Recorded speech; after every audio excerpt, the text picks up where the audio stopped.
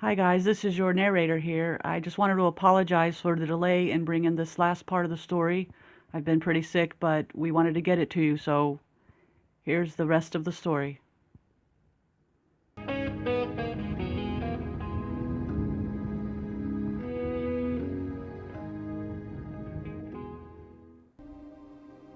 Seven Blue Skies channel presents Paranormal, Book 2, Part 4, and the finale, Legend of the Caller, translated from the works of Dr. Ahmed Khalid Tawfiq. Talat, Raifa's husband, received on my behalf a letter addressed to me, and he found no use in showing it to me, as I had been totally separated from the world. Thus he forgot about it in the pocket of his galabeah. Then one night he thought to read it next to my bed. Maybe something in it would interest me, something important in which he could help. And by the kerosene lamp he started reading. The letter was from my student, Dr. Ala Abdel Samad, on the subject of the blood sample he had taken to analyze at his lab in Cairo. Dear Dr. Rifat, I couldn't come myself, and also I couldn't telephone you because there is no phone in the village. Therefore, I send you this letter, and in my estimation, it will take about 3 days, and so the delay will not be a big problem. I have made the tests you requested, and, as you expected, I found no evidence of diabetes, kidney failure, liver failure, acidosis, or electrolyte disturbances. And the cultures were all negative. In short, all unremarkable. I then did a chromatography test at the pharmaceutical college, looking for specific poisons. But after a meticulous and tiring search, we found a trace amount of barbiturate substance in the sample. With his limited linguistics, Talat did his best but suffered a lot in reading this letter and pronouncing words like electrolytes, chromatography, and barbiturates. But that last word reached me intact and settled in my consciousness, shaking me badly. Thus I repeated it back to him, or so he told me. It was the first word I would speak in 2 full weeks, which really pleased him. He thanked God with tears in his eyes. Ah, Rifat, you good man, you've spoken. Yes, here I am, still alive, and I don't know what happened to me and don't care to know. I just want this letter immediately. I have to know what it contains, but I'm chained to the bed like a sheep. Who did this to me? Talat? And why? I remember something about the caller and that night when I was totally incoherent. They must have tied me up, those idiots, to prevent me from following the others. With a hoarse voice, I said, Talat, I'm okay. Please, untie me. He looked at me confused, but did not answer. Talat, let me get up and I'll tell you everything. My delirium has passed. His face was covered in shadows, and he did not answer. It is his right not to believe me, but how can I convince him? Talat, I pleaded, please believe me, I'm not lying. He rose firmly, put the letter in his pocket, and told me in a cold tone, take refuge in God, doctor, and don't even think of answering that demon's call. But it's that cursed one trying to call you to her, he said, but you can't fool me. And he took the kerosene lamp and headed to the door, which he opened. And before leaving, he repeated as if spitting the words, can't fool me. 9. And finally, I understand. Still restrained, in the shadows of the night, my thinking started clearing. I started analyzing and organizing the facts. Every word, every image, every situation had its role in this story. The final picture was emerging, but several holes still remained. The important thing now is that they free me, even partially, as I need to move. In the morning, Raifa brought breakfast and sat next to me on the bed, stuffing my mouth with small pieces of bread dipped in honey. Damn, I don't like honey. I don't deserve being tied up and force-fed honey after all the terrible experiences I've been through. I spat out each bite, which shocked her. I insisted, Raifa, I'm okay. I'm much better now. Thank God, she replied. God has already answered your prayers. Had you not noticed I've started speaking again? I asked. Talat told me so, she started. but also told me this is just one of the collar's tricks. What stupidity. She's lucky that I'm tied up. With spite, I asked her, "Well then, when will you consider me healed?" "When," she murmured, "when you're healed." What can I do with this dear, foolish girl? Just as she thought, my delirium was proof of my sickness. But my return to reality is an even more dangerous proof of the same sickness. Taking a deep breath, I decided to smooth talk her. "Raifa," I said slowly. "Yes?" "The caller only calls at night, right?" "Yes." "And now it's morning time, which means that my desire to free myself is untainted by any suspicion." "Of course," she said slowly.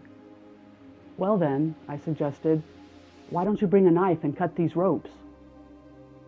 Gathering the crumbs on my chest and chin, she replied, "Talat swore he would divorce me if I untie you. He only wants the best for you." Damn.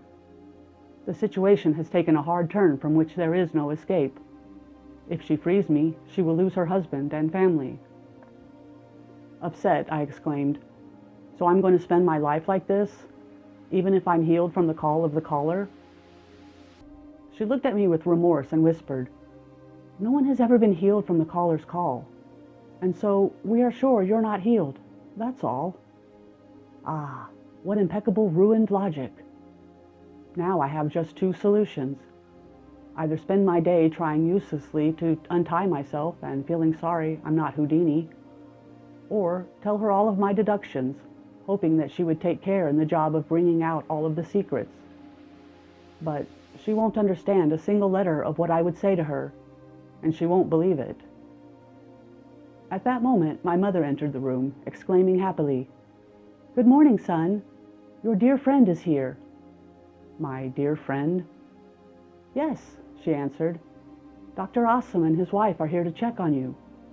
Tell him everything you want to say." Tell him what I want to say?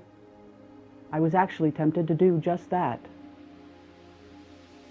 Dr. Assam entered the room, bald-headed, carrying his bag, and behind him was his wife, Awatif. She seemed rather pretty in the daylight. As soon as Dr. Assam saw me, he smiled cheerfully and said, "Thank God for your safety, colleague. Your mother told me that you had started speaking last night."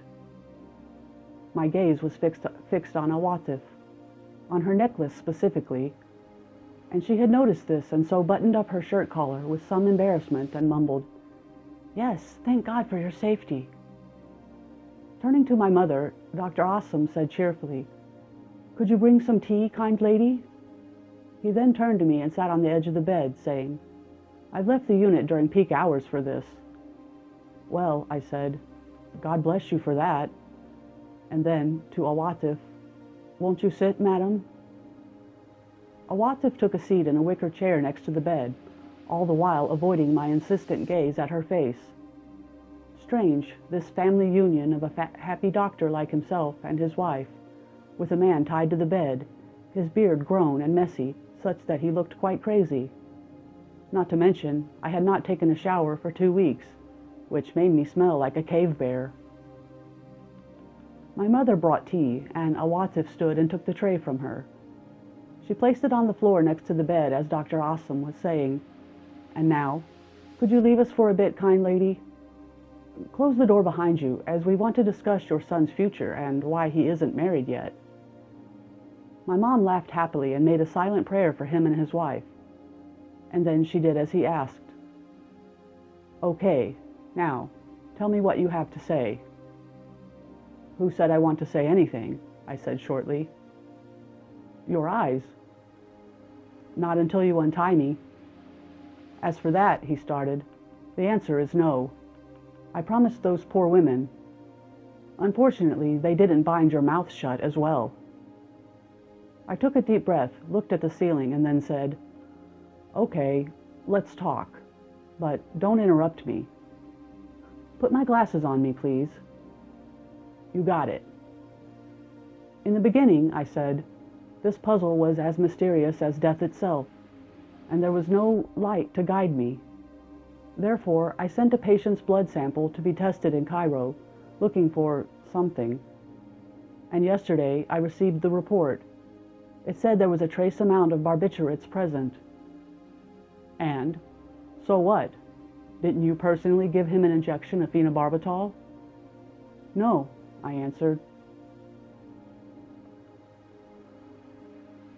I gave the patient an injection of phenobarbital after, not before, I took the sample of blood, which means he was using, or being given, this medication during his sickness. And now, do we know who that patient is? It's Rida Ismail, my brother. And you've hidden all this from me this whole time? I myself couldn't explain my doing so, but when I think about it now, I see that it was the wisest thing I've done in my life. So now, let's recap the events. When I visited you at the health unit the first time, you showed me your small notebook and mentioned the name Rida Ismail, and that he is among those called by the caller. And how could you know that, when my brother's wife told no one in the village about it? Also, she did not bring a doctor to see him, other than me. You wrote his name in your notebook, though no one had told you about him. So, what's the reason? Carelessly, he answered, Maybe I heard it somewhere. It must be that the news leaked somehow. Firmly, I asked, Did I not tell you not to interrupt me? So, I have met the so-called caller, which was a really awful situation, but I remembered her features, and I could draw her, but I forgot some details in trying to make her look beastly, an omission which made her resemble any normal female. And when I showed you and Awatif the drawing, you were both gloomy. Why? Because the drawing resembled Awatif more than the caller.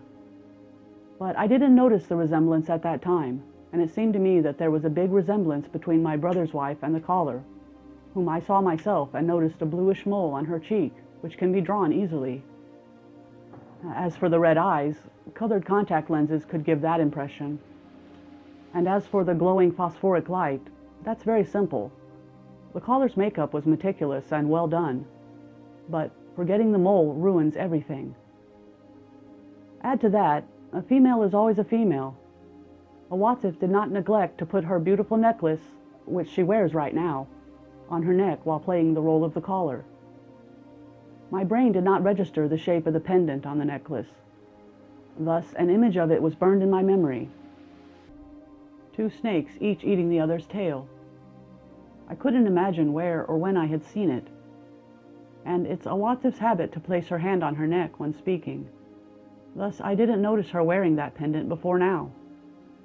And one final point, Awatif's throaty voice. The secret of this breathy or throaty voice is all the effort on her vocal cords when calling the farmers at night. She likely has vocal cord nodules. And that first time I visited you at the health unit, I did not meet your wife. You said she was out for a childbirth in the village, but that was not true. I have checked the village birth registry for that day, and there were no newborns whatsoever. Simply, she was out there calling for Rida, my brother, at the time. With the ghost of a smile on his face, Dr. Awesome asked, What about the farmers who saw her walking on water or not leaving a shadow? I don't believe in the caller, and my heart almost stopped with fright upon seeing her. So, do you expect a simple farmer or a child not to lose his wits upon seeing her, with all that horrible makeup? Of course his talk would be incoherent. He will see her as he has imagined her, and not like she actually is. And anyway, I wouldn't be surprised if you could make an optical illusion like that. After exchanging looks with his wife, Dr. Awesome said, But you were personally struck by the collar disease in all its horrible detail. So were you also acting with us? Sighing in despair, I said, That's the flaw in my story. But remember, the illness attacked me after I was at your place, and after I drank the tea which your wife provided. What was in the cup? And more importantly, I said goodbye to you at 11 p.m., but reached my home at 1 a.m., and I have no explanation whatsoever as to what I was doing or what happened to me during those 2 hours. I was the victim of some kind of treatment which I don't understand, but it results in delusions and psychosis, and only you and your wife have the explanation. Dr. Awesome regarded me steadily and said, "And now, assuming what you say is correct, what do you want?" "The other half of the truth," I answered, "which is, why did you do it?" Dr. Awesome lit a cigarette and threw a meaningful look to Awatif, who went to his bag and brought him something from it, a glass syringe filled with whitish fluid. And he told me, "There's one truth, colleague. You were quite observant, but naive. Terribly naive. And a fool." Finally, for the first time, he confessed that I was right. But he continued, "When a person faces his enemy with truths like these, he must be in a strong position so as not to speak it while he is unarmed and tied to a bed. And now you are completely at our mercy. You should have waited until you are freed. So now, an injection of air in my vein?" "No," he said simply, "that would be rude. First, I will give you a dose of barbiturate to make you sleep, and then we'll untie you partially so that no one notices. And in the evening, when everyone goes to sleep, you will then respond to the call of the caller, and you will come to us and will know the destiny of those who came before you." I opened my mouth to scream, but Awatif scrunched up part of the sheet and stuffed it in my mouth to prevent me, while Awesome pushed up my sleeve and carefully emptied the injection into my vein. He then stood up, short of breath, and said, "When your mother and sister come back in here, they will see that our conversation had tired you, and that you will sleep the whole day."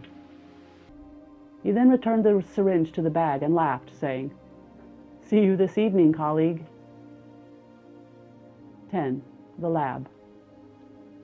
It took some time before I realized where and who I was. When I opened my eyes, I saw not my humble, cozy room, but rather a spacious room, humid, with moldy walls. I was chained to the wall in a crossed position with rusty iron chains, and next to me I saw an empty bucket and a metallic sterilizer for syringes placed on an old gas burner. The smell of medication filled the air. And the strangest thing is that I was wearing my pajamas and was barefooted. Then I discovered what was preventing me from speaking. A white plaster tape stuck over my mouth. My feet were free, but there was nothing within their range of movement. I lifted my face slowly to see better. I had lost my glasses, but I was not so nearsighted as to prevent me noticing the half-naked humans chained to the walls around me. 4 men in their 20s and 30s, with the exception of one who was closer to the age of adolescence. All of them chained to the wall in the same manner as me. And on the mouths of 2 of them, pieces of plaster tape, although there was no need for that because they were all in a state of complete incoherence. But who is this large man, his eyes closed and his head dropping to his chest? It's him, Rida, my brother. It's him. And now I remembered the story of Dr. Awesome and the injection he gave me, and the confrontation, and Awatif, and it seems he implemented his threat literally and knows quite well what he is doing. And now I'm his captive, and it seems like I have no way out of his grip. All I can do now is wait and see. As for the rest of the room, it contained a table laden with many test tubes, a gas stove, a worn-out microscope, and an exhaust fan. The sound of the door opening slowly, and by the dim light coming from the window, I saw him. Dr. Awesome wearing his lab coat stained with blood, and behind him, his wife. He held a tray of medical test tubes, and with confidence, he pulled the tape off my mouth. "Good morning, colleague." He said it loudly while laughing smugly and placed something in his hand on the table. "How are you?" "Better than you expect, you butcher." "It seems that tonight's sleep did not succeed in fixing your ethics," he said smugly and went on. "We managed to untie you so that no one noticed. And when night came, the caller called you. So you got out of your bed, jumped from the window, and came to me eagerly. Isn't that amazing?" He touched his wife's wrist and pointed at me, saying, "Imagine this, Awatif. The great hematologist is my lab rat now. Shall we introduce him to his peers in captivity?" And he went over to the men chained to the wall, aiming at them one by one. "This handsome kid is Ibrahim El-Sa'a, a 13-year-old kid. his heart full of emotions and his brain full of ambition, until the caller came. He then moved to a large bald man, who regarded him with an empty and mute look. And this brother here is Zogby Farhad, my first victim. He's a family man, a very polite and stable type. He then moved to a young man with a mustache, whose head hung over his shoulder. And this is Saeed Gabber, the young construction worker who hit his wife, so eager was he to follow the caller. As for this one, he said as he stopped in front of my brother, this is Rida Ismail, Dr. Rifat's brother, whom I added to the collection only last night after I took you as well. And now, imagine how your mother feels, having lost both of her grown sons in one night. He then lit a cigarette. He knew he was being smug and was enjoying it. He found the most pleasure in life in being a complete jerk. And now, we come to our topic which you raised yesterday. What is my goal in all of this? Let me tell you a little secret, Dr. Rifat. I'm a genius. Of course, you didn't notice that because geniuses don't walk around with huge heads like we see in sci-fi movies. But I assure you that I'm a genius. And what did I gain from it? Nothing. A long chain of disappointments. I didn't manage to land a professorship, and I was exiled to this dirty village which does not suit my dreams. And even in love, he said, his lips trembling as he continued, even there I was not successful. My bald head and thick glasses kept me from getting the girls I wanted to share my life with me. Everything in life forced me to be what they wanted for me. Just an exiled mouse in the countryside, isolated and poor. And when I die, no one will remember me and no one will cry over me. He exhaled cigarette smoke tiredly and continued, and so I've decided to take my revenge. I knew the old collar myth in the Egyptian countryside. That's why I married Awatif. I started turning her into a real collar. You can't imagine my talent with makeup, but you have seen her and were scared, remember? I never denied that. I used to choose my victims from the health ministry unit. I used to be alone with them, so I would inject them with a very small dose of sodium pentothal. They call it the truth serum because it weakens the will. And so I started with a special sort of hypnosis under the effect of this medication. And I convinced them that they loved the caller, and that they must respond to her call upon hearing it at night, and to stay silent and not eat or drink, waiting for the call. And at night, Awatif would put on the phosphoric dress of the caller and stand by the victim's house and start calling his name. And sometimes the victim would respond, and sometimes the family would besiege him and prevent his going. But she, no matter how long it took, would stand there, confident of her safety and that no one would dare come out and bother her. In addition, either I or the unit guard was always close by, ready to interfere if anything happened. And I would visit the victim in the morning and give him a small activating dose of the barbiturate to keep him in a steady state. And I'm the only one in the village who has the right to give unknown injections. And then comes the night when the patient follows the caller, and at that point, the unit guard and I sedate him and move him here, to this closed nurse's dormitory, which no one enters or dares search. Why not just kidnap who you want directly and get it over with? I asked. Art. He said it with the tone of someone saying a solid truth. Art, my friend, the art. Each side of the myth has to connect and match the others. Didn't I tell you I'm a genius? So what's the point of all this? And what's the use of collecting farmers like butterflies? He laughed cheerfully and said, Here is the point. There are two parts to this. The first part is my personal enjoyment in reviving the caller's myth and scaring these people. And the second part is my need for human lab rats for a very specific type of research. Research that is born from my reading and my ingeniousness. Research that leads to making the greater man, the Superman. Sarcastically, I said, So that's why I found books by Nietzsche and Hitler and all these sci-fi stories among your books. You adopt this crazy Nazi talk? Awesome squeezed his cigarette between his teeth and mumbled, It's not crazy talk. It's a supervision which people like you could never get. You're a true scientist who has scientific degrees, the names of which I can't even pronounce. But you're just another roach who moves his mustaches, greedily looking for material gains. And he spit in disgust. A roach? I ignored this uncalled-for insult and said to him, I have 5 questions. I hope you will answer them. I know you're eager to start your experiments on me, but I don't want to die or go crazy without even understanding. Ask away. First question. Why did you let me see the caller that night?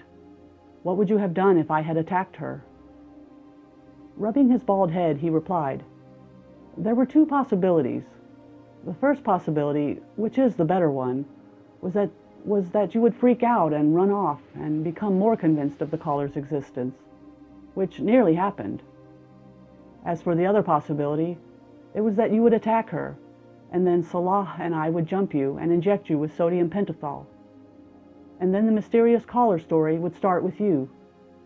You implemented the first possibility, except you got too close to the truth when you drew the caller's face, or Awatif's, with such meticulousness.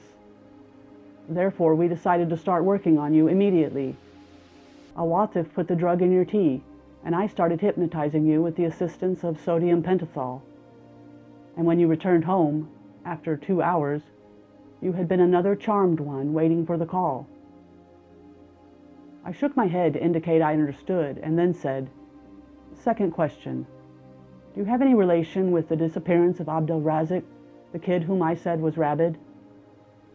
Of course not. The kid escaped because he has rabies, and they found his body at the mills 3 days later. He had encephalitis, which made him escape and throw himself there. And of course they didn't find him for 10 days. His blood is not on my hands. Third question. Did you really not see my brother Rida at his home after he was called by the caller? I went on. Well then, how did they find barbiturates in his blood a week after the onset of his sickness? He smiled in a friendly way, like a professor congratulating his best student, and said, You're really smart. You didn't forget your pharmacology yet. And you didn't forget that sodium pentothal is short-acting and that traces of it in the blood disappear less than an hour after injection. I think you mean to say that someone was visiting him and injecting him with barbiturates during the period following my first injection. And that's right. Your brother's wife, Nagah, secretly called me to come see her husband and inject him, because she does not trust you at all, and she believes that you, forgive me, are a donkey. Damn it. And now, Asim said, quickly, what is your 4th question? My 4th question is, how is it that Awatif obeys you so easily? He placed his hand on her shoulder kindly and said, She totally believes in me, and does anything I ask of her. Awatif smiled proudly, 2 spouses happy with each other's love. And if I weren't chained in their grip like a sacrificial lamb, I would have wished them well. 5th question. What kind of experiments are you doing on these miserable people? Good question, he replied. I'm trying to make a human Superman. That's why I expose them to various exhausting effects of heat, bacteria, poisons. Their ability to withstand it grows stronger every day, and soon nothing will be able to harm them. Bacteria? You're totally crazy. You're killing these miserable people slowly. Tossing his cigarette, he said with pride, What doesn't kill me makes me stronger. And if it kills you? Well then, he said, I would be so much excrement which passes from the natural selection colander. And without me, life would be better.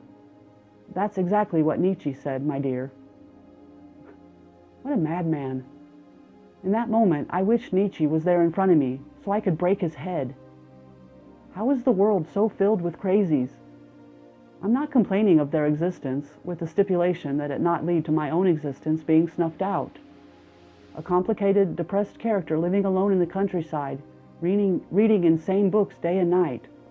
What did you expect the results to be? The 5 questions had ended, and it was time for action. Silently, as if he were an executioner going about his normal job, Aslam placed the tape back over my mouth and then took a syringe from Awatif and emptied it in my vein. He then took out a file titled in neat handwriting, Dr. Rifat Ismail, Professor of Hematology, 37 years old, kidnapped on May 12, 1962. He wrote several words in English, and his face took on a stern, official look as he gave orders to his wife, as if he was in a big hospital. Temperature, blood pressure, pulse, changes in pupil every 4 hours. Regular meals. Tomorrow we start the thermal exposure. Thermal exposure? Won't this madman ever stop? And how would I spend the rest of my life standing in this position? Me, who can't handle sitting still for more than 15 minutes. This is a real dilemma. After 4 hours, I was completely finished. Here I am, chained and at the mercy of an insane doctor, like some kind of cheap sci-fi story. Problem is, I never imagined myself in this situation. And the second problem is that the protagonist in those stories always escapes at the last minute. So, how would I escape? Obviously, there's no use in trying to call for help or wounding my wrists trying to pull the chains. Of course, they had tried all of that and failed. And no use in someone from the village coming to look for me, because this bastard fixed his story pretty well, and they have no doubt that the caller has already devoured me and my brother. The door opened, and Awatif entered and came towards me. Coldly, she checked my pupils, then put the thermometer under my arm and clasped the blood pressure cuff around my arm. She took my pulse and then read the thermometer, turning to walk away. From behind the tape, I called out to her as best as I could. Awatif, don't you understand what your crazy husband is leading you to? What? She asked coldly, pulling the tape partially off my mouth. Prison, or worse. Think about it. You still have a chance. With a stone face, she thought for a second and then shrugged and replaced the tape, saying, It's none of your business. And she turned and left. The night came. Awatif entered carrying a large bucket, our dinner. She went around to each captive, stuffing food in his mouth, 2 or 3 spoons of that vile gruel. Then she left him to chew mechanically and went to the next. And my turn came. She removed the tape from my mouth. No, I won't eat that. And my mouth won't be the 5th after these others. Aren't you going to eat? She asked roughly. While tearing up, feeling humiliated and wronged, I cried, No, no way. As you like. When you're starving, you will beg for it. Here, a thought occurred to me. The only string I can play on is female emotion. I don't exactly understand women, and if I did, I would have been married 10 years ago. But I have a foggy image from my readings. Thus, I decided to use what I know. Awatif, are you sure that Dr. Aslam loves you? What do you mean? I mean, is he deserving of all your sacrifices for his sake? She thought for a while, her face unmoved. Then she shrugged and replaced the tape, saying as she left, It's none of your business. After 4 hours, she returned to check my vital signs, so I told her, Awatif, listen to me for just a second. She said dryly. Dr. Aslam does not love you, I told her. He sees that his marrying you is one of the reasons why he hates this society. You are one of the signs of his failure, and he won't forgive you for that.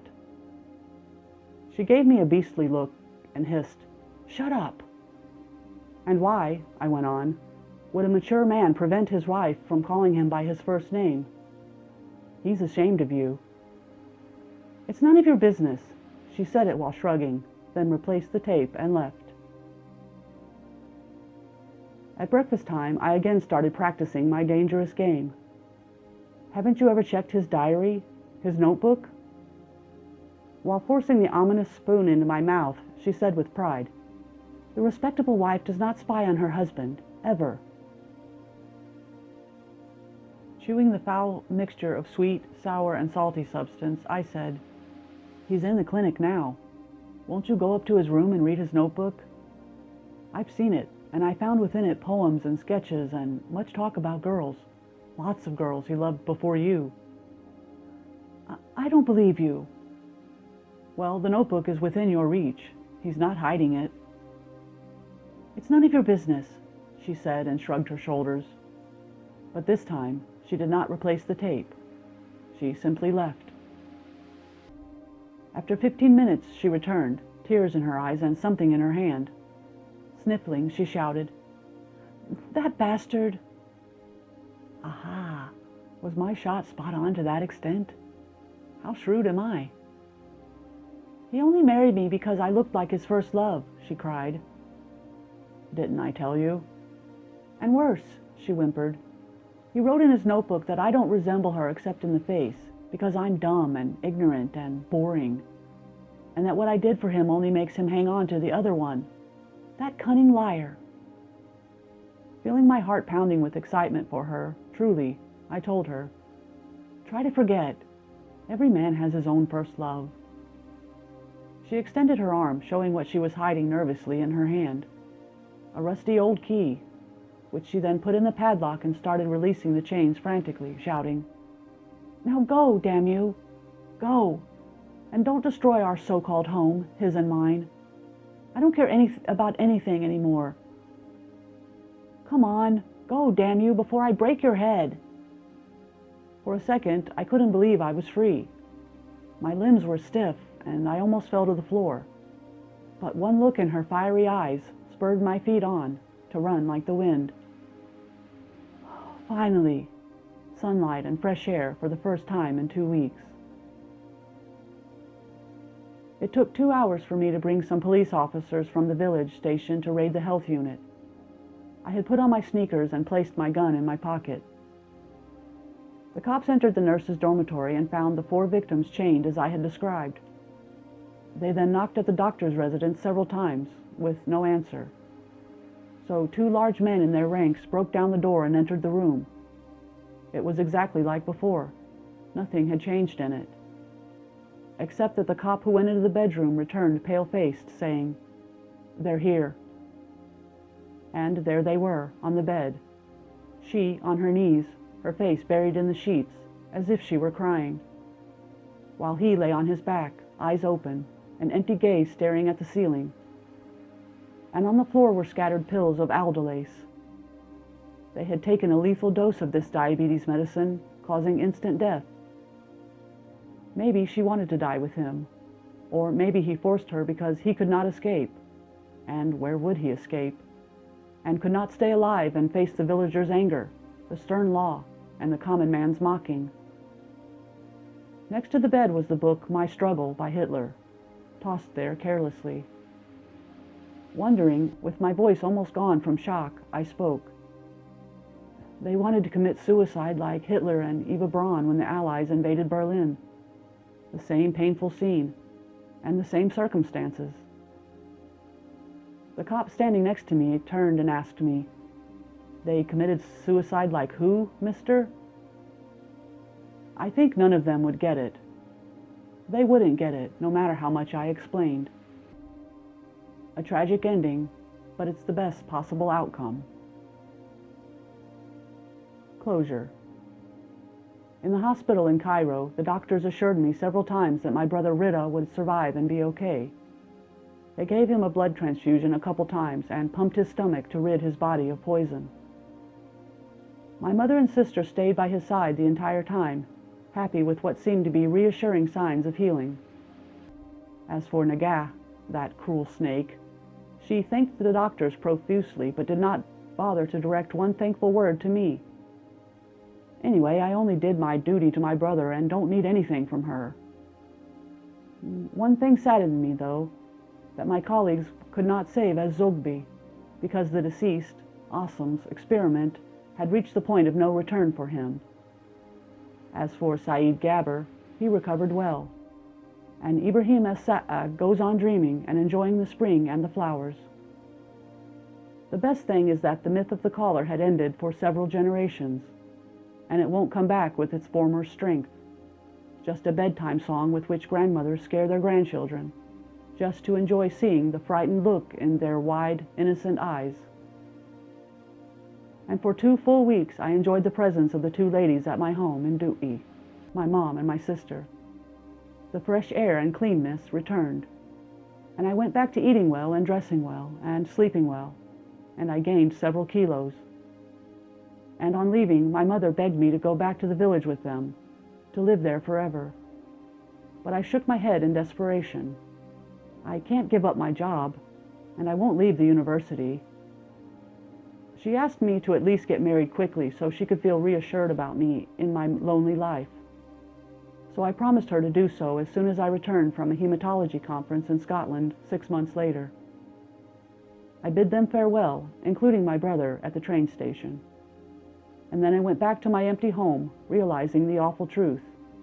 My vacation had ended, and the dean wouldn't allow me 1 extra day.